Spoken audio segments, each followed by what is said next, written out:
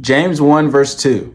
Consider it a great joy, my brothers and sisters, whenever you experience various trials, because you know that the testing of your faith produces endurance. And let endurance have its full effect, so that you may be mature and complete, lacking nothing. All right, diving right into the scripture, the first sentence of the verse already sounds a little crazy. Consider it great joy whenever we face various trials. Why would we have joy when we're going through a trial? When we go through a trial, our initial thoughts are, it's negative, it's bad, I should be angry, I should be sad. But the Bible tells us to have joy. And you're probably thinking, how can I be happy when I'm going through something that doesn't feel good? But joy is different from happiness. Happiness is a feeling. Happiness is fleeting. But true joy is about perspective. True joy is about, I know that no matter what I'm going through, Christ is faithful and he has a plan. See, joy is a perspective. Having joy is not about how we feel. It's just a heart posture. It's saying, Lord, I know this is difficult. I know this is uncomfortable. I know I may not understand, but I'm going to choose to have joy because I know you're faithful and I know you can use it for good. Another important part of the verse is it says whenever you experience various trials. It doesn't say if, it says when. So it's definitive. So right there, the Bible is ensuring us that we will go through trials, especially as believers. See, as followers of Christ, we can't just say we have faith. We have to show our faith. And a faith is worthless unless it's tested and passes the test.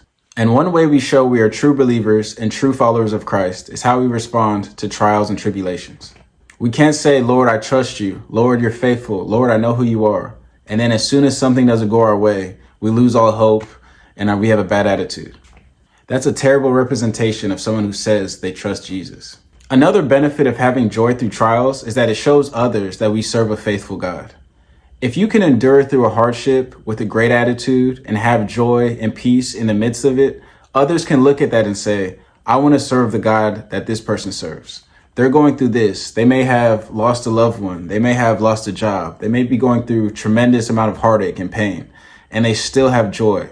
They're still thanking God. They're still remaining faithful. When others look at that heart posture and look at that humility and look at that faithfulness to God, it can encourage them to be a follower of Christ. And at the end of the day, that's why we're here anyway, to bring others to Christ and to bring Christ glory. If every time we go through a difficulty and we just act like everybody else, then what's the point of our faith? What's the point of saying we serve the God of the universe? We serve the King of Kings. Is as soon as we go through a hardship, we lose all hope.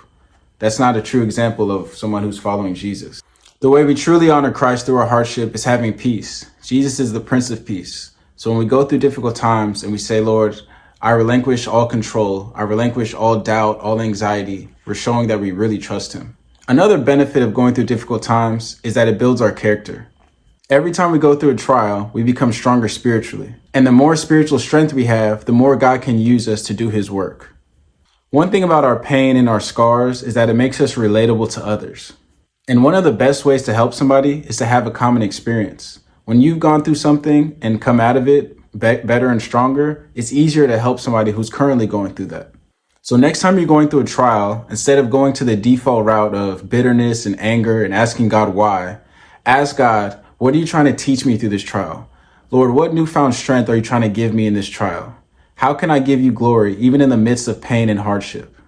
If we change our perspective around trials to one that's positive and look at it as an opportunity to grow, God can really use us to really serve others and to provoke change in the world. So the next time you go through a hardship, just remember James chapter 1, verse 2. Consider it a great joy because you know God can use it for good. Appreciate y'all tuning in. Till next time.